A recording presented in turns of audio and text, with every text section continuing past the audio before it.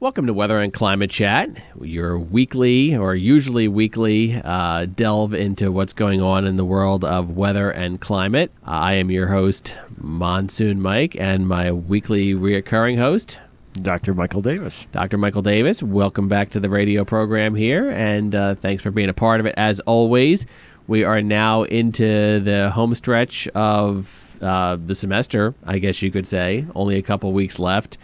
Thanksgiving next week. Last year, Thanksgiving was this week, but with the way the calendar fell and the month beginning on a Friday, we missed. Thanksgiving got pushed to the following week. So, point of it is the semester is quickly ticking away, and the holidays are almost upon us.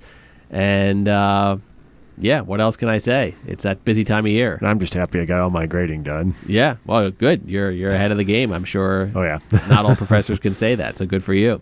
So, weather-wise, I mean, in, our immediate area, it's not been too overly fantastic one way or the other.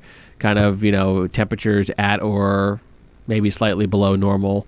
But it's not been quite as harshly chilly as it was, say, when we recorded about a week ago. So things have moderated a little bit. Yeah, the temperatures have moderated. We're pretty much on average right about now, and we have high pressure that's sitting in place, keeping us generally clear skies, and should be sticking around for most of the weekend. Yeah. Until maybe Sunday. Yeah, well, actually tomorrow, Monday, something like that. Actually tomorrow we could have some showers come through, and I think that's associated with a cold front. Cold front's coming through tomorrow, and there could be some showers. Doesn't look like a whole lot of rain, but then beyond that, quiet into most of Saturday, and then it looks like we have a low pressure system coming from, I don't know where is that low pressure system? Probably from the south, obviously. That rolls in and clouds us up later on Saturday, gives us some precipitation rolling in maybe Saturday evening. Temperatures kind of maybe borderline as the rain gets going. Saturday night, some of the models are indicating some frozen precipitation possible if you're out on the roads at, say, 1 a.m. on Sunday morning. That's more toward the Poconos. More toward the Poconos, though, so it depends where you're listening from. Would not be surprised to maybe see a little bit of something in a higher elevation of Berks County or some nearby area, but not looking to be anything of significance. That quickly changes to rain. Then the cold air comes in behind there. Maybe a rain or snow shower Sunday. Kind of chilly beyond that. Warms up a little bit again, though, next week. It looks like for our looking ahead our early look at Thanksgiving, and we just talked before we went on the air. You and I are going to try to get together, next Tuesday? Yeah. To give you an updated Thanksgiving. The day before forecast. Thanksgiving break. Yeah. So we'll give you an update on Thanksgiving. But right now, if we're trusting one of the models that we like to look at, the day before Thanksgiving Eve, Wednesday, November 27th, looks cloudy with some showers and mild. We might even have temperatures up near 60. Some of the models are putting out for next Wednesday before another cold front comes through, just in time to make your Turkey Day seasonably chilly again. Yeah, but then you'll be inside and with family and enjoying the meal and football, yeah. Right. So basically, what we're saying now, unless this changes, we'll keep, we know that you and I follow some of those other pages out there that tend to be hype machines, and some of them are, getting excited about the next week. You and I are not really seeing anything exciting over the next week. No, it's just a storm coming out of the southeast that has a lot of moisture to it, but also pulling up quite a bit of warmth with it as well. Right. That's why temperatures are going to be close up to 60. Right. Fairly progressive pattern. Storms are moving in and out. Temperatures are going up near 60, dropping down back, up again, dropping back.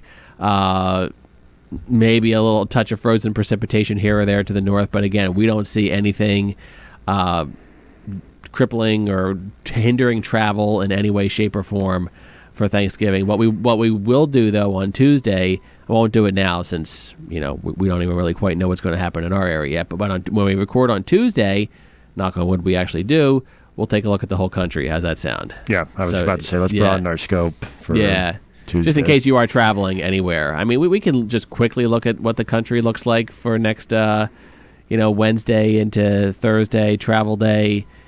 I'd only be concerned really if you're in Canada or maybe out in northeast, like far northeast. Yeah, or maybe like Utah or areas like that might have some wintry weather. Rocky Mountains. Looks like got some rain on the West Coast, but not the most exciting pattern that I've seen. So I think this particular Thanksgiving will be fairly friendly to travelers. Again, like I said, unless you're well far northeast or out in the Rockies. But the eastern half of the country looks well dominated by that high coming in from Canada.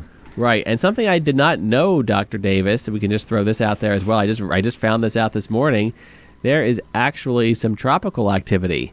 I'm not sure if you're aware of this. Sebastian is way out there in the Atlantic. Tropical storm Sebastian will expected to become a hurricane by tonight. I don't know, what would you consider that part of the Atlantic there? Central Atlantic? Central Atlantic. Kind of maybe more west central. Yeah, I saw the Weather Channel saying that it's kind of unusual. I mean, we still kind of... If you go to the forecast discussion, or it might be public advisory. It's public advisory, I think. They'll say where it actually is located. Okay, good point. The center of Tropical Storm Sebastian was located near latitude, unless you're good at this stuff, you're not going to know what this means, 23.5 north, 60.5 west. Sebastian is moving toward the north-northeast, so moving away from any major land. A faster northeastern motion is expected in the next few days, maximum sustained winds around 60. Expected to become extratropical cyclone by Saturday. So, I don't know, not totally unheard of or unusual to see something like that this time of year, but a little late in the season to see some activity out there, and all the way up to the S's now, Sebastian. Yeah, hurricane season doesn't end until pretty much the end of November. Right. So it is late in the season, but you can still get a tropical system to develop. Right. And once again, looking at the predicted track.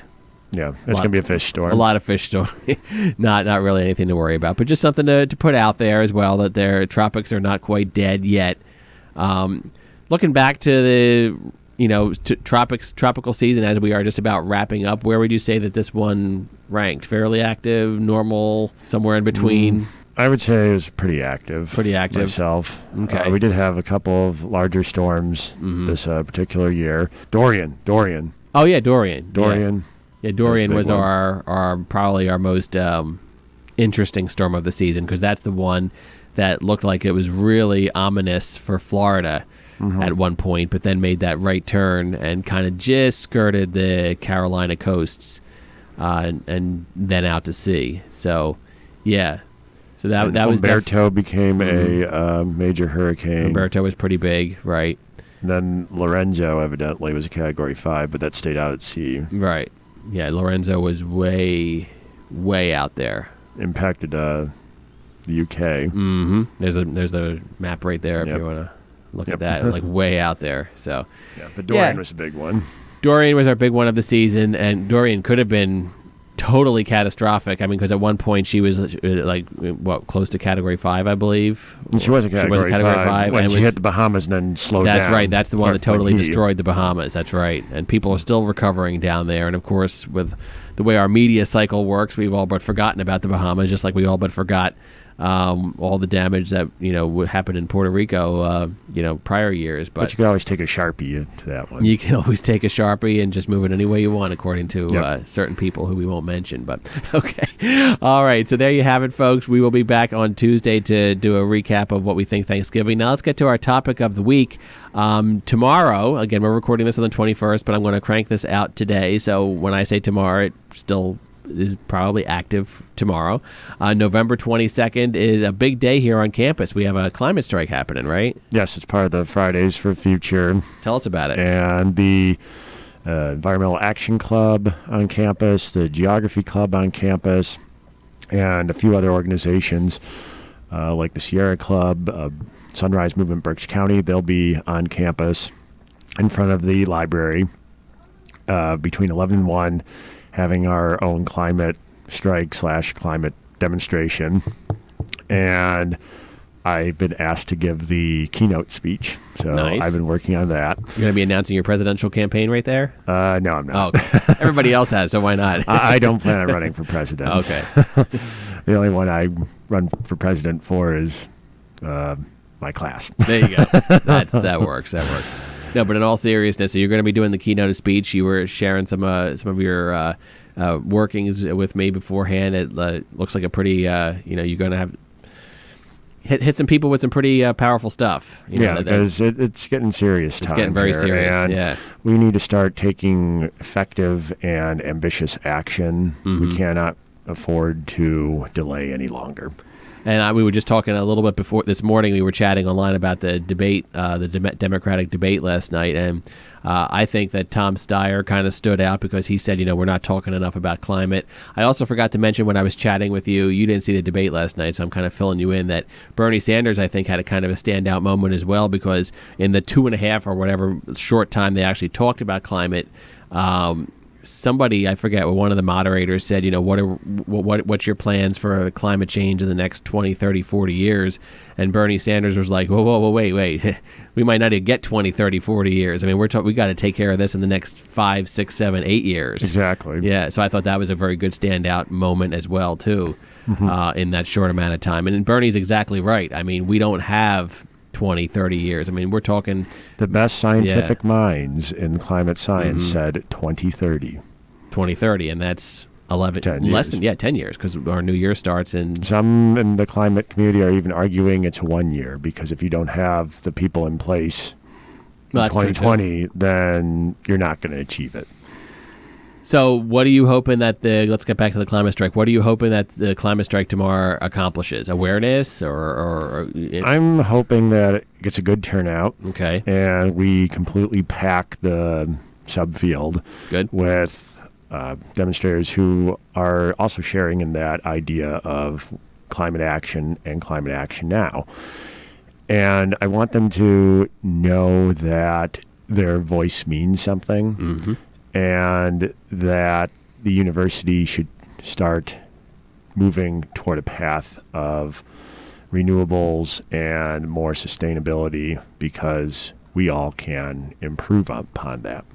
That's interesting, Dr. Davis. I never thought of it that way, because a lot of times we always think of these things as sort of like on the national level. Okay, we've got to do this nationally, whatever. But you bring up a good point that all those things start locally, and why not start right here at the university toward becoming more sustainable? How would we do that on the university? I mean, maybe more, I don't know, more access to recycling, or what are you talking about? I think it's a way, it's a multiple front of utilizing smaller measures, such as more recycling facilities that are more easily identified. I've heard stories of students saying that there's not really enough recycling near where they are. Yeah. There's also energy ways that we can cut back on. Lighting, for instance, when it's not being used.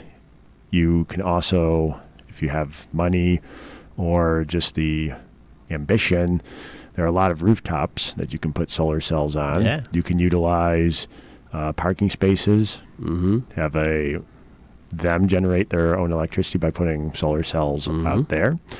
You could look at wind energy. You could... Got to watch for that windmill cancer, though. Sorry, I couldn't help myself. Oh, yeah. Yeah. Of course. I'm sorry, I just couldn't help myself, yeah. So those are some, smaller to more major advancements that the university could employ that can reduce their carbon footprint and also save the money in the long run. Good stuff. So I'm assuming you're hoping students get out there, but I'm assuming you're also hoping that faculty and staff and our administrators are participate and take attention. Anyone who has an interest in the climate is more than welcome to come out and join us. Okay, so repeat the time, location, when your keynote address is going to be. Okay, this Friday, the 22nd. Yep, in front of Rohrbach Library. So pretty easy to find, like central to campus. Can't miss it. Hopefully you pack that area and make a sign if you so choose. Yeah, okay, sounds good. I have my sign. I'm sure you do. Okay, well, cool. So we'll definitely look for that tomorrow, and hopefully it generates some positive change and discussion amongst the campus community about this issue that is ticking away. Our time is ticking away, and we've got to handle this now. Yes, we need action, and I think what you may be seeing might be the first of several climate demonstrations. Very good. All right. Dr. Davis, Thank you so much. Good luck tomorrow with your keynote address. Thank you. And your non-presidential campaign run. I still think you should do it. Everybody else has, so why not? You want to be my running mate? Sure, why not? Davis Regensburger 2020. That's an awful long hashtag. We'll have to. Oh, Regs. I'll just call myself Regs. Davis Regs 2020. But no, seriously. See you tomorrow, 11 to 1, in front of the library. Climate Strike, KU campus. Are other campuses around the area participating in this kind of stuff as well too? I know it's Fridays for the Future, so it's a general climate strike. Yeah. Cool. Very good. Good to see the young people getting out and caring. Awesome. All right, we'll record again next Tuesday. All things hoping that they turn out well, and both of us can do it again next Tuesday, and we'll give you your Thanksgiving update, and we'll have a recap of what happened a couple days prior at the climate strike. Yes, and I think you have a couple more students that still have to come in and be a guest on the show, and that's coming up sometime before the end of the semester. So a lot of things to look forward to on Weather and Climate Chat. We're excited. All right, Dr. Davis, thank you so much for being a part of the show. Thank you.